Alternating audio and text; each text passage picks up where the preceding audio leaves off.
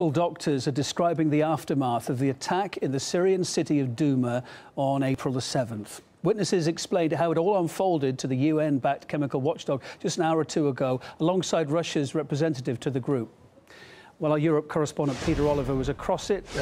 Went on for more than an hour, didn't it, Pete? Many witnesses were brought forward, a lot of detail too. Take us through the main points that came out. There was a clear message all along, wasn't it? There was a clear message throughout this. If we start with what the words were coming from the Russian representative to the OPCW, the Organization for the Prevention of Chemical Weapons, Alexander Shulgin, he said that Russia believes that the act that took place in Douma was a provocation. He accused directly the US, France and the United Kingdom of tugging at heartstrings by showing images of children who'd been, as was claimed, affected by a chemical attack. He said that it was, and as far as Russia had claimed, was sloppily staged. Russia doubling down on their message that this wasn't a chemical attack. We also heard from the Syrian representative to the OPCW, who said that Syria didn't have chemical weapons, that they'd destroyed those under supervision of the OPCW. Then we started to hear more and more information about the actual scenes that we've seen so many times over our TV screens that took place on the 7th of April of this year. 70 people, we're told, were killed in a chemical weapons attack. We're told that a mixture of sarin and chlorine were used as part of this attack. Now, we heard from Igor Kirillov, who's the representative of the Russian military, who talked about the device that was supposed to be the what provided the chemical attack. He said that the way it was shown in the canister that was shown in the video, that's not how a canister that had delivered a chemical agent would have looked. He also questioned the scene in which that canister was found. He said logistically that wasn't the way it should have looked. Now, we also, though, heard from one of the standout witnesses of this attack, 11-year-old Hassan Diab. He spoke at length about what he experienced on that day.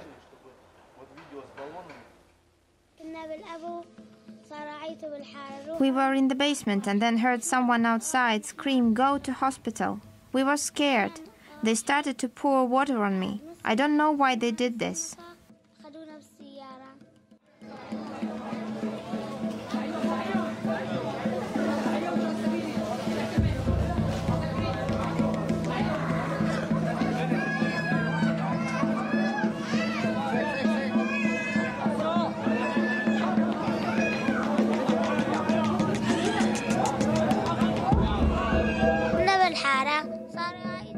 They told all of us to go into the hospital. I was immediately taken upstairs and they started pouring water on me. Do you remember where it happened?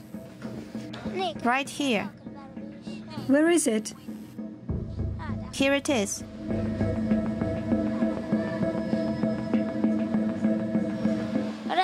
They poured water on me. They put me here and then took me upstairs to my mother.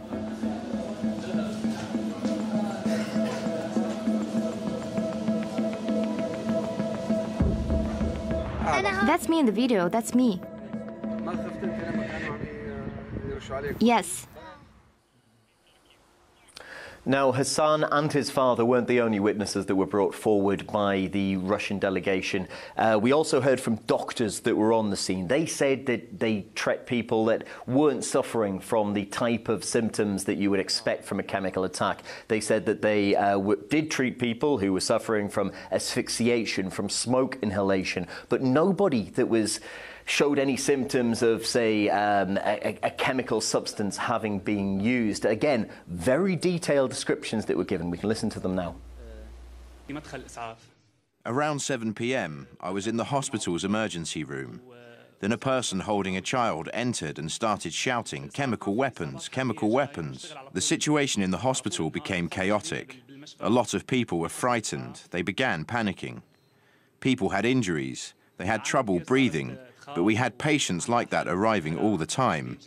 And the screams, "Chemical weapons, chemical weapons," were used to create panic. This lasted for about an hour. We were treating the patients and sending them home. We had no fatalities, or instances of people suffering from poisonous substances. That's where we are right now. The very latest coming from the Russian side is that they're saying that this was a sloppily staged attempt to show what was a chemical attack when that type of chemical attack didn't take place. Those words exactly used by the Russian delegate to the OPCW, the Organization for the Prevention of Chemical Weapons. He said it was a sloppily staged chemical attack. Yeah, Peter, thanks for bringing this up to speed. I say you were watching in what was happening at The Hague. Come back to you later. Let's get some more perspective on it from Peter Ford, now former ambassador to Syria, listening in. No doubt you watched it like we did a couple of hours ago. A lot of witnesses brought forward. What do you make of the testimony there? To what extent does it support what Russia has been saying all along, that there indeed was no chemical attack? Tell us what you thought about what you saw.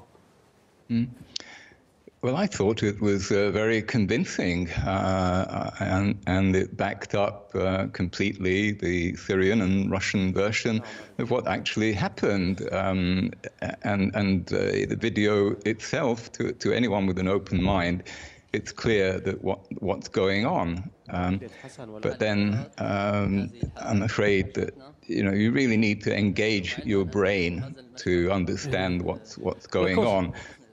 The sceptics tonight are going to be saying all these people are false, all these people are going to be dragged in, they were made to say it, coerced to say it. I suppose, as you say, you've got to use your brain on this. There's something else that came in today. The OPCW wanted Russia not to go ahead with this today. The OPCW wanted to wait until it had wrapped up its fact-finding mission.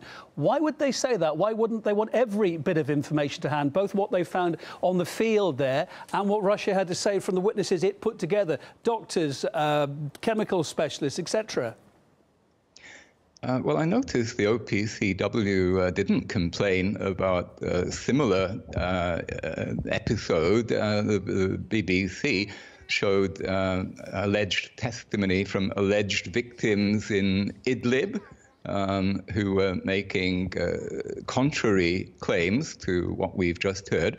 The OPCW were silent about that. It seems to me that they have perhaps been listening a bit too much to Washington, London and Paris, and one begins to worry a little bit about their impartiality.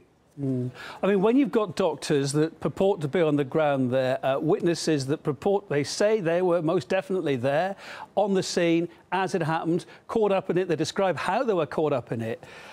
What's international reaction going to be to this, or is it going to be ignored, do you think? What's your gut feeling on it tonight? This only happened a couple of hours ago, of course. Yes, well, it will be either ignored, or attempts will be made to downplay it and to undermine it. In fact, these attempts are already underway. But I think when ordinary people see the footage, the testimony, they are bound to be impressed. And in fact, anybody with half a brain could see that these are credible witnesses. But admittedly, half a brain is setting the bar very high for most British parliamentarians and most British political commentators in the media. And surely anyone looking on here with an open mind about what may or may not have happened will question the quickness, if you like, the urgency for the UK, for France and the US to go in and make those strikes. Why so quickly? Why couldn't they wait until the results of all these investigations are going on, till more testimony have been heard? It casts more doubt over it, surely. Exactly. What the British media are also failing to point out is that it was Russia and Syria which requested the OPCW mission. They requested it.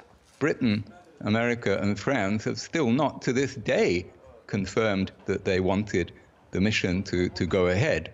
And the fact that they bombed the very day before the mission were due to arrive, I think this looks rather suspicious.